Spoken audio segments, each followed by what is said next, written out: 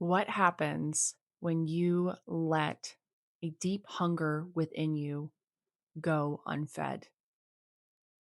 This was a really important question that came up for me as I've been delving into this new part of myself, or I should say, a part of myself that's been with me for a very, very long time.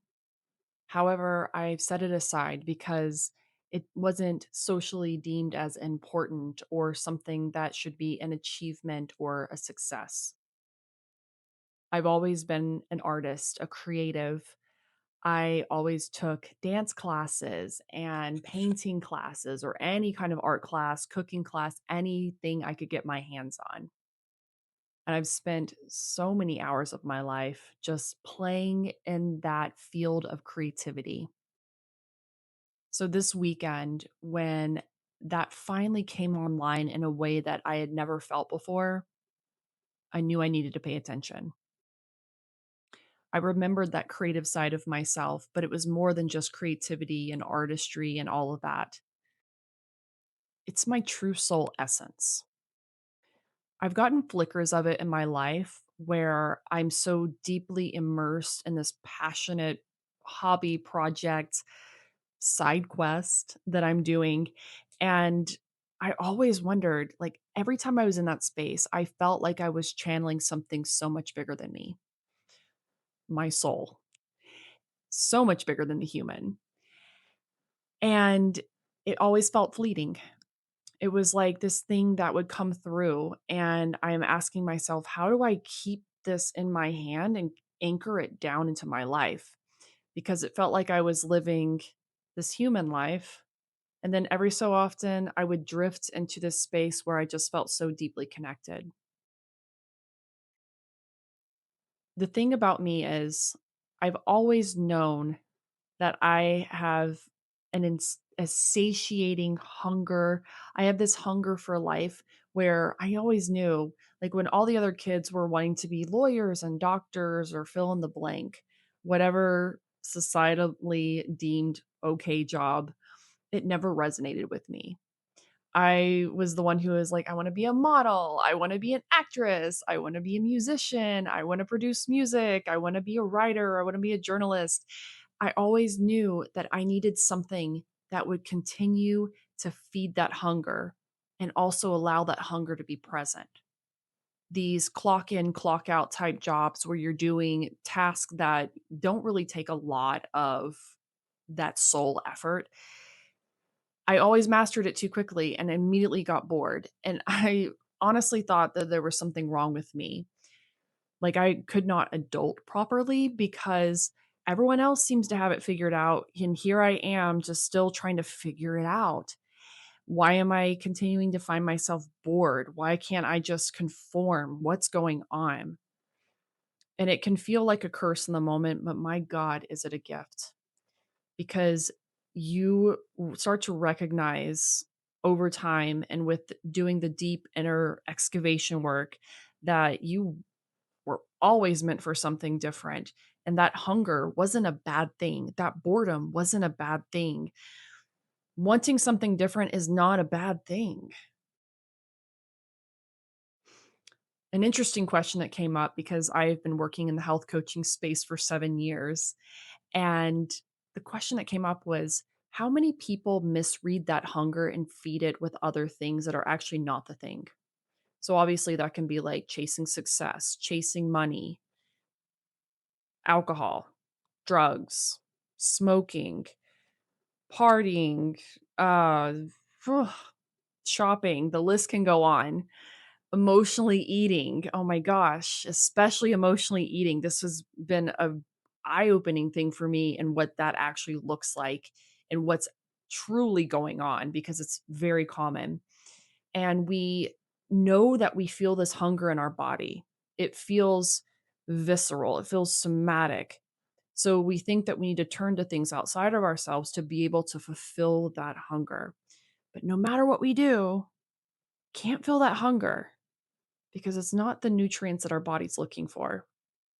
It's not the nutrients that our soul is looking for. And when I tapped into this space within myself this past weekend, I was reminded of that. And I was able to look back on so many habits, coping strategies that I've had in the past, how even overthinking. And I realize this is what I've been searching for.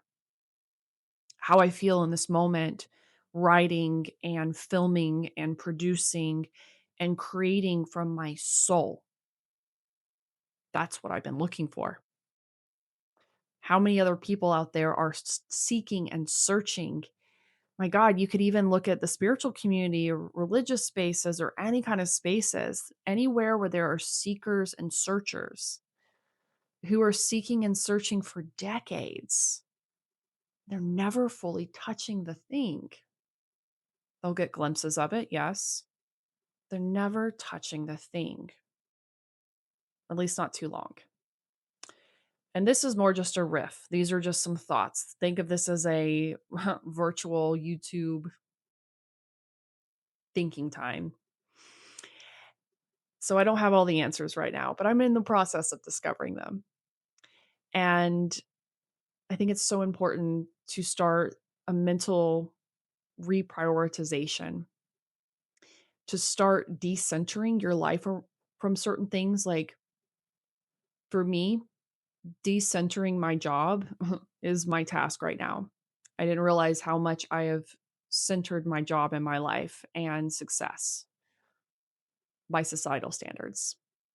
So I'm working to decenter that part of myself and strip those old titles away. An interesting thing that actually dropped in today is I don't want to be entitled. I don't want to and entitled. So think about that. We're in a title, we're in a label, we're in an identity. I want to be untitled. I you can't put a label or a identity or a title on your soul essence. Even in the spiritual community, I'm a star seed, I'm a priestess, I'm an oracle, I'm a shaman, I'm a fill in the blank. Regular life, I'm a lawyer, I'm a doctor, I work construction, I'm a mom, I'm a dad. And that doesn't take the value off of these things. It doesn't mean that they don't become important they're not important things and they're things that we just like shirk off responsibility. Like we got bills to pay, you got family to take care of, like please do the things that you need to do. But don't forget yourself in the process because not only are you doing yourself a disservice when you forget yourself in the process or push yourself to the back, everyone you come into contact with in your life, everyone who's in your life, they only get part of you. You only get part of you. And what a permission slip for you to finally take hold of your soul essence and say, you know what, this is important. I need to bring this forward every day in some capacity. I'm not super creative every day, and that's okay. You know, we all need a break. Even God rested on day 7, right? But you become a permission slip for those around you. I think about parents prioritizing your soul essence and letting that come through. What kind of parent do you think that's going to make you? You're going to be in your heart. You're going to be actively listening. Your communication is going to shift. You're not going to squash their dreams. You're going to help them breathe life into their soul essence. Same thing in a partnership. It was interesting after like on Saturday when I was just so deeply in the soul essence. I mean, it was all day. All day. The way I showed up in my marriage was different. I was really present in listening in a way that I had not been able to actively do consistently for a long time. And my soul was connecting with my husband's soul, and I was listening and able to communicate in a way that was fruitful and deep. And we had these deep conversations that really activated something. And I was patient. How different would our lives look if that's how we showed up in all corners of our lives?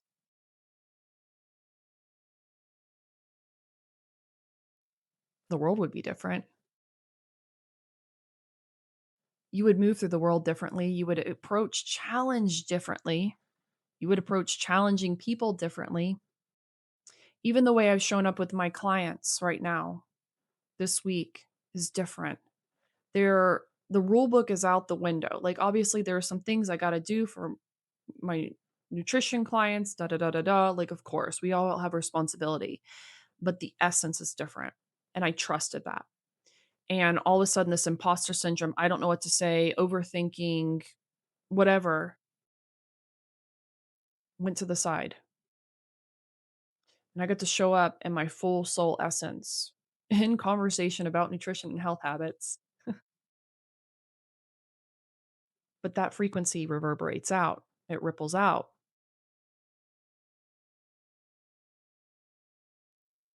That's the most valuable thing in the world. It's like no matter what you're saying, that frequency is the undertone. Yeah, it's an incredible thing. We become a gift for the world when we become a gift to ourselves. That is how we get in our back in our body. That is how we finally learn how to be present and grounded. And we're doing it while we're connected to something so much bigger and higher than us. And everything we do takes on a different meaning. And even the mundane takes on a different color, a different flavor. Even after all this stuff started coming through that Saturday morning, I was hearing differently when I was in the world. Everything sounded richer. The colors were richer. It was like all of my spiritual gifts just popped up online. It was like, hey, yeah, we were always here. You were just like hiding behind whatever mask you were told to wear to be socially acceptable.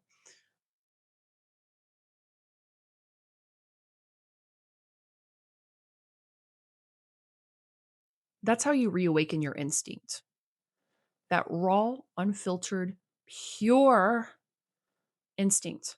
And I'll tell you what, in a world where AI is ramping up very quickly and it's freaking people out and people are losing jobs, you know what can never be manufactured? Your raw instinct, your soul essence. No algorithm could ever. So, no matter what you do, if you own a restaurant, if you are a doctor, if you are a lawyer, if you work in childcare, if you are a nurse, whatever, you bring something different to the table. The most valuable commodity of all, which is your humanity stamped in your soul essence.